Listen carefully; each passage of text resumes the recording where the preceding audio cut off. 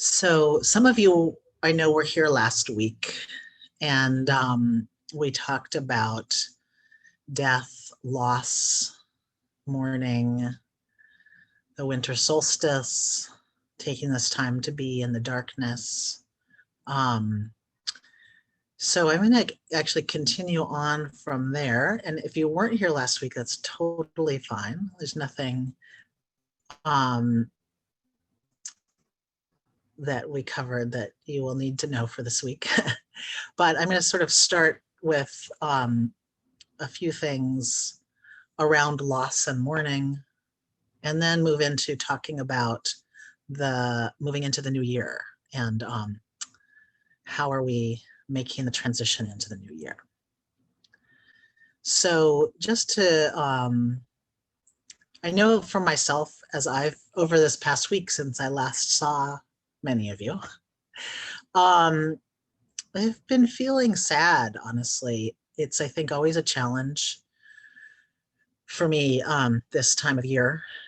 I'm someone who doesn't practice Christmas, and so this can be a real sense. I definitely can feel a sense of isolation. This year, I feel like actually a tiny bit less isolated in the sense that I feel like I'm in good company. Usually it feels like I'm the only one opting out of the holidays, but this year I feel like many people are, some by choice, some not by choice. But as I am in my feeling of awkward isolation around some of the world practicing Christmas, I feel like, oh, I'm not alone in my awkward isolation. I'm in lots of good company. And yet I also still feel isolated. So it's been interesting. And so felt like the week has felt heavy. And it's like often a time of contemplation for me, the time between the winter solstice and the end of the calendar year. And this year it's felt more like still needing to spend time in mourning, rest, and this kind of heaviness or sadness. So I did want to start there and share a little bit, just like actually share some practices around that that I didn't get a chance to share last week.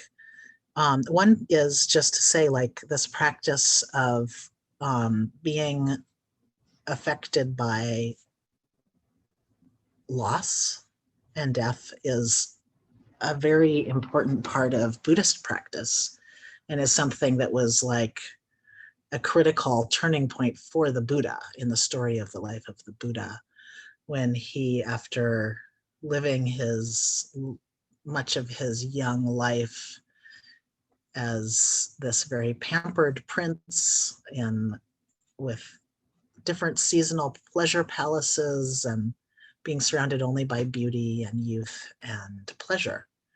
That was the world that he grew up in, and then he snuck out of his palace and went into the city and encountered someone who was sick, and he'd just never seen a sick person before. And then he encountered someone who was very elderly, and he'd never seen that before.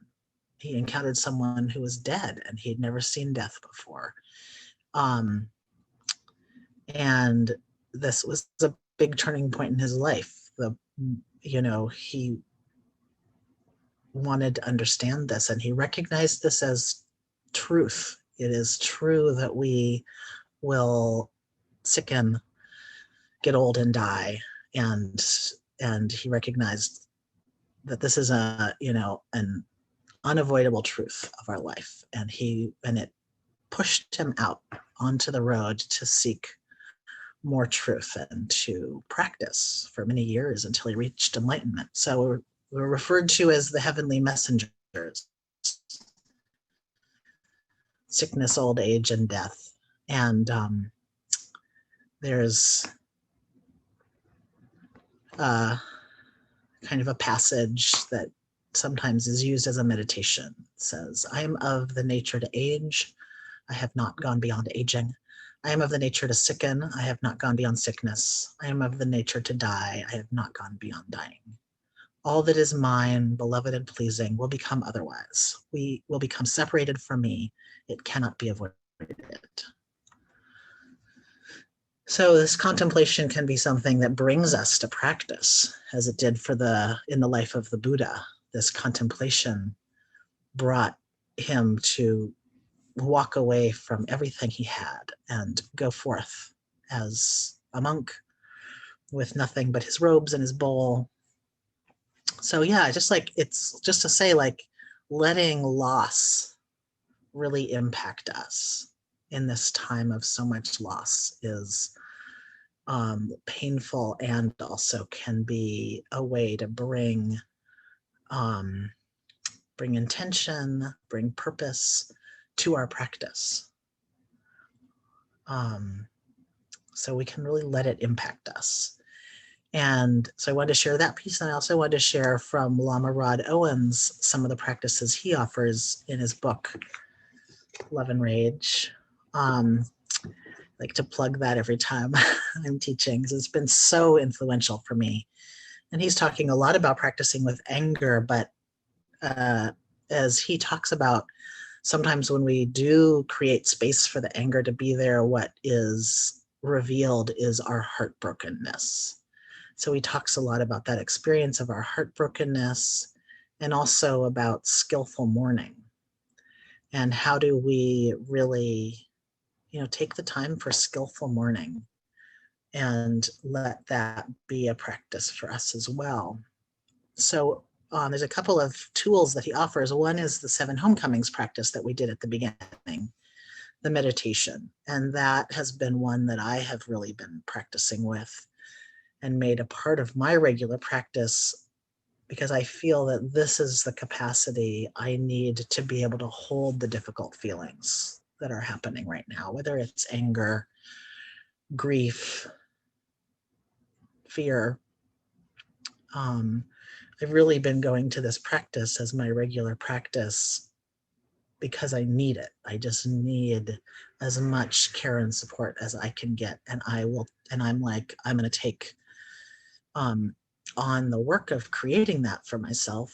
And I want to create it in my relationships as well. But this 7 homecomings practice is a way for me to actively engage with giving myself the conditions of love and support by tuning into that love and support that's there. So this foundation is working with the 7 homecomings to really create this kind of foundation of care and support that we can show up into.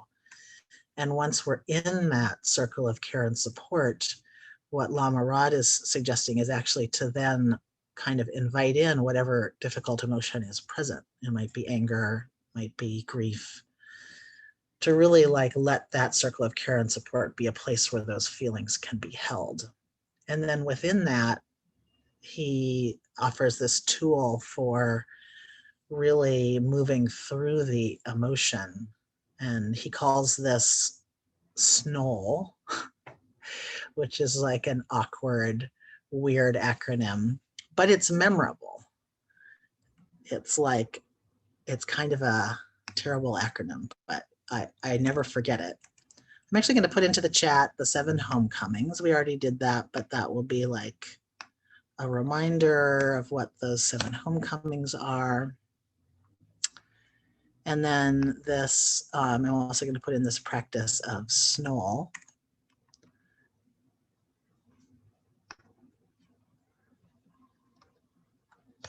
So what Lama Rod suggests is going through these steps of whatever uncomfortable emotion is arising, to see it, to see, I am experiencing sadness right now. Or it may be that we're just having a lot of sensation, like it could just be my chest feels really heavy right now. I'm just going to see that. And so we just recognize it, name it. So I may say, this is sadness, or it could just be like, this is a sensation of heaviness in my chest, or like a little feeling of pain. So anyway, we name it and then own it. And so Lama Rod says, we say, this is my sadness. Like, I'm going to take ownership for it. And it's interesting because there's also this, you may have heard other teachings that say, not like, we don't need to identify with our feelings. That can be about self or ego. But I think there's also, Lama Rod is pointing to the way that before we get to that step of letting go of our feelings, actually we need to own them first, because sometimes not owning them can be a spiritual bypass. Like with the example of anger, if I say, oh, I'm just gonna that anger is not mine, I actually need to own that before I let it go. So that there's a step of owning it, saying, this is my sadness, this is my anger, really experiencing it, like letting ourselves feel what it feels like, even if it feels really uncomfortable. But we say, well, maybe I'm just going to feel this really uncomfortable feeling for 30 seconds. It's not like we have to stay with it for an hour, but to really take the time to experience it in all its discomfort. And then to invite it to ease up our grasp on it if we're able to. And sometimes I find I'm not able to. Like, sometimes with my anger, I feel like it's actually gripping me and I have no way of releasing it. But sort of inviting this step of letting it go, even if it doesn't let go. And then he says one more step of letting it float. And that for me has been helpful, because even the times when I feel like I'm just so gripped in a feeling, if I say, invite it to float, sometimes I feel like it just kind of floats along next to me in a companionable way, and I feel a little bit less gripped by it. So it's been a bit of practice that I've been working with that I felt is helpful. And even though Lama Rod mostly talks about using it in terms of anger, I feel like it's really a tool we can bring to a sense of loss or mourning or grief. And Lama Rod also talks in his book a bit about this piece of just skillful mourning and how important it is, to take time in mourning.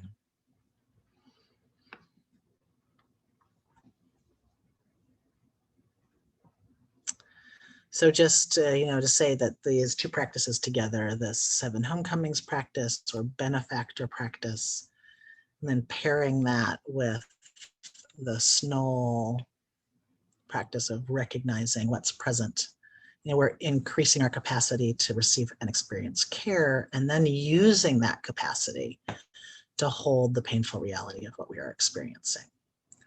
And we can use this circle of care and support that we're building through the 7 homecomings practice to actually direct the care and love to the part of ourselves that really needs it. And sometimes, it may even be that there's like a younger part of ourselves that's really in distress that we can invite into that circle of care and support. And that's where we're like, when we invite ourselves in as the 7th homecoming, it's this place where we can be both the benefactor and the one who's receiving the support.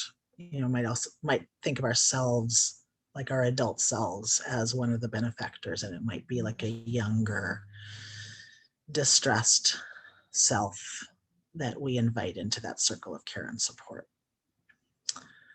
And that's been, that element of the practice has felt really healing for me, to like offer my younger self some of the care and love and support that younger person didn't get to experience. Like, I feel like it's not too late. It's not too late to offer that to that younger self. And this practice, 7 homecomings practice, can be a concrete way of doing that.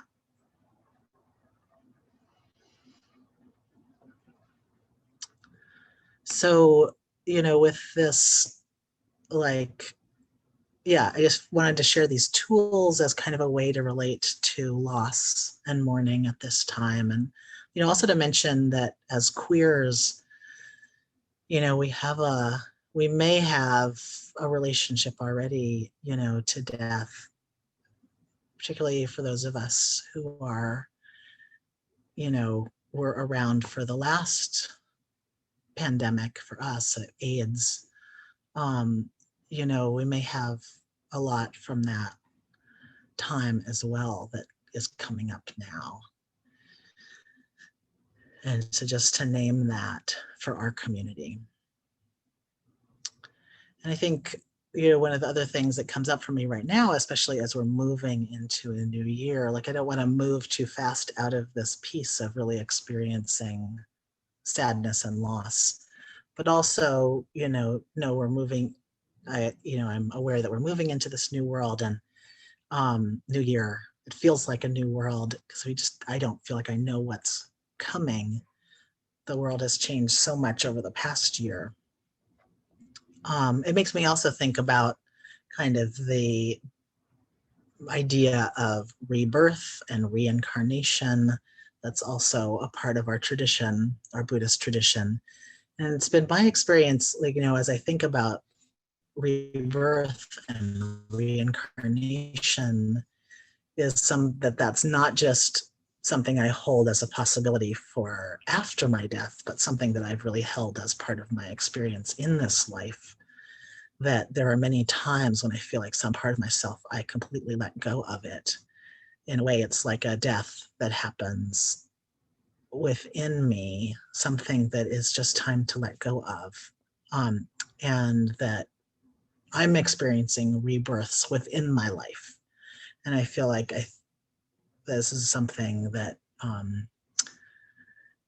in my identity as a trans person that I particularly kind of hold as part of my experience, that, I have let identities completely die and let go of them in order to birth a completely new identity. And that I, have learned something in that about letting go, about really allowing for radical change, about some of the conditions in radical change, that there is grief and loss in there, as well as the possibility, potential, and intention for like a beautiful emerging of new life. So I hold it as both something that may be a possibility for when I die. I don't know. I feel like it's all possibilities, but also that this is a really useful metaphor within my life. So it feels like a metaphor to touch into at this moment as one year is ending, especially a year that's been so intense for me and for many of us. To know that we may still be in the period of mourning and letting go, and something else is emerging. And so I am asking the question of myself, what is it that I am wanting to call forth in this time of change? What new worlds do I want to be a part of? And how do I want to contribute to this new world? And what do I want to birth right now? Knowing even from my own experience that this is possible out of loss and letting go, that there will be something new and beautiful and healing and that might have the possibility of greater authenticity, greater satisfaction for me, even if I don't know exactly what that will look like. So that's part of the question that I'm sitting with right now. What is being born? What do I want to contribute? Another way to say that are what are my intentions moving into the new year? What do I particularly want to bring forth?